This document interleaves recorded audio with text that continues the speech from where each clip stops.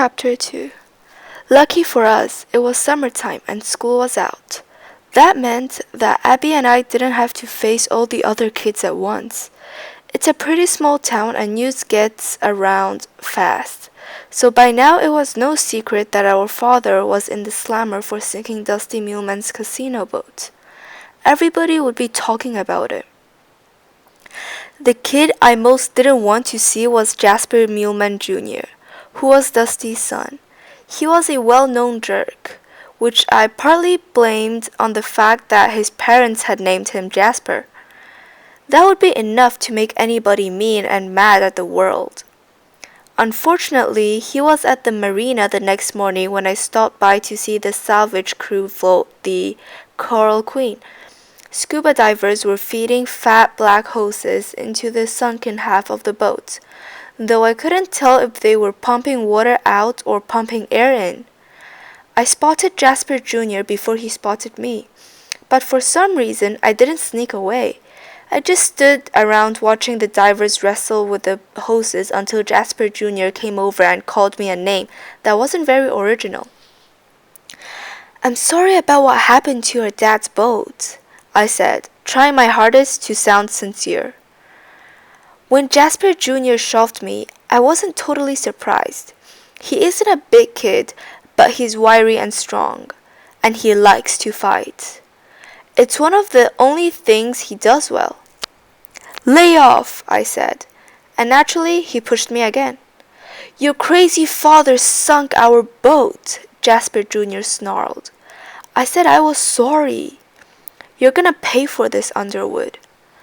Normally, I try to stick to the truth, but I wasn't in the mood to get punched in the face, which is what Jasper Jr. had in mind.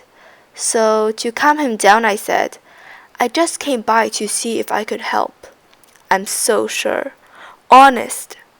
Jasper Jr. sneered, which is another thing he's good at. I found myself studying the shape of his head, which reminded me of an extra large walnut.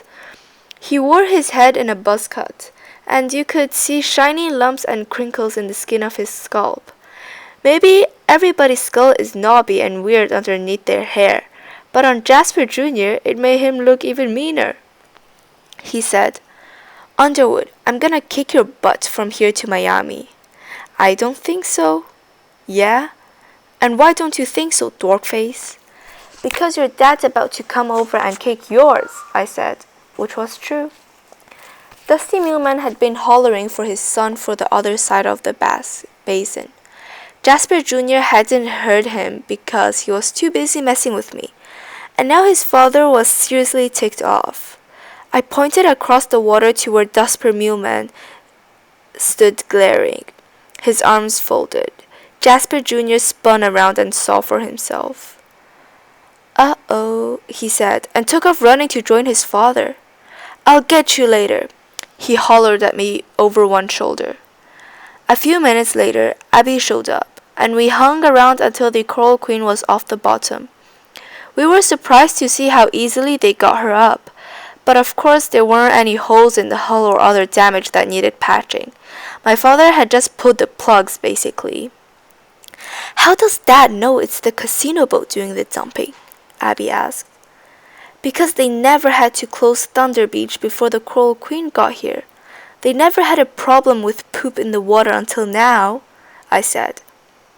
A small crowd had gathered to see the operation, but Abby and I stayed off by ourselves, on the far side of the basin. We didn't want to make Dusty Muleman any madder than he already was. "What a phony," my sister said. "Just look at him." At one time, Dusty Muleman had been an ordinary fishing guide, the same as my father. Their skiffs were berthed next to each other at a place called Ted's Marina. In the summertime, when business slowed down, Dusty would head out to Colorado and work at a dude ranch, taking tourists into the mountains for brook trout. Then one September, he came back to the Keys and put his skiff up for sale. He told Dad and the other guide that he'd inherited some money from a rich uncle who died in an elephant stampede in Africa. I remember Mom's eyes narrowing when Dad told us the story. It was the same look I get whenever I tell her I'm done with my homework and she knows better. As for my father, he said anything was possible, even Dusty Millman being related to a dead millionaire.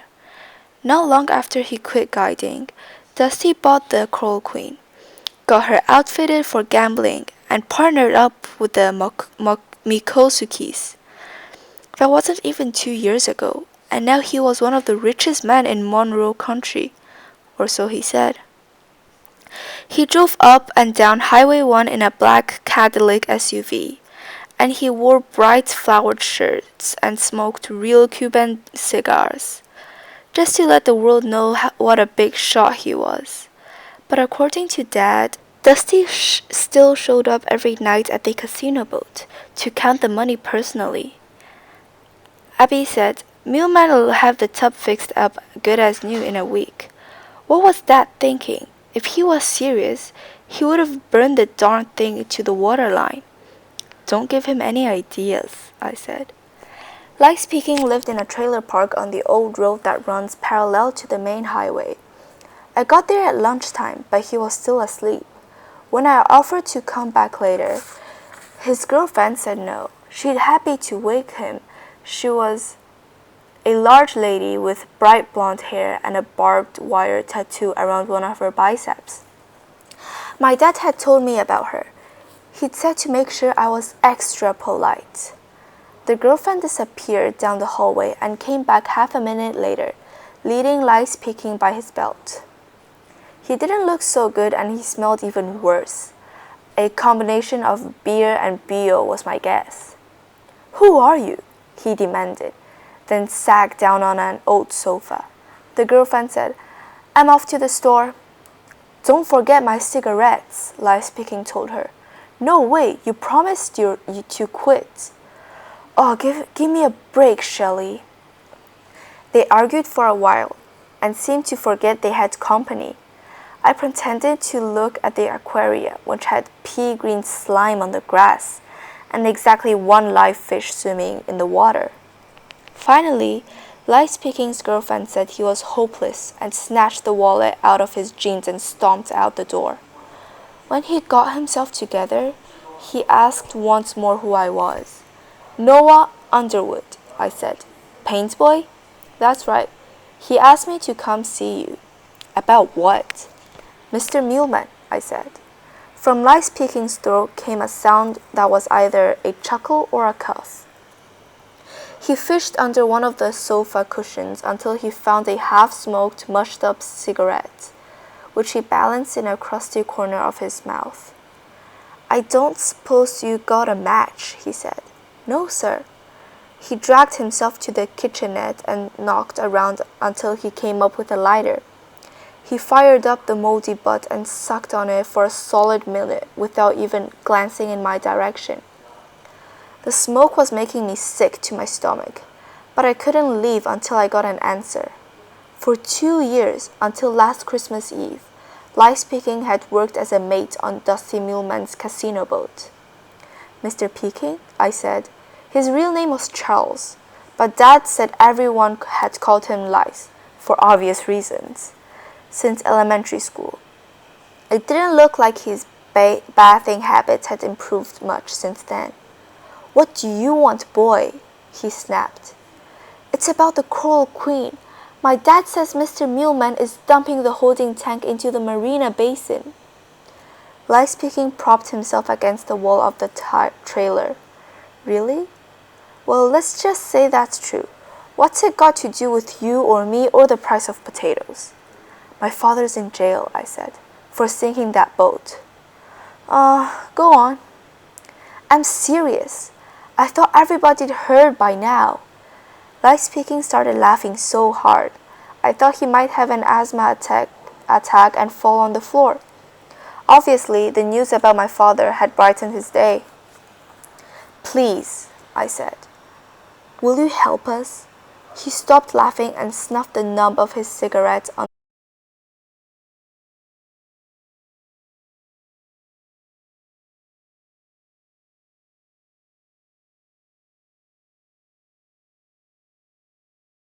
The countertop.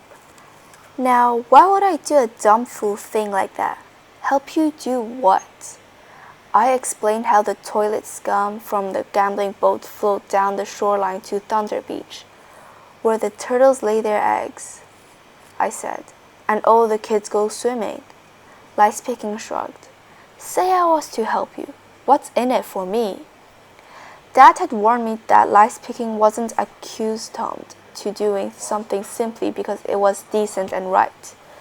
He'd predicted that lice picking might demand something in return. We don't have much, I said. Oh, that's too bad. He made like he was playing a violin. I knew money would be tight at our house as long as Dad was in jail.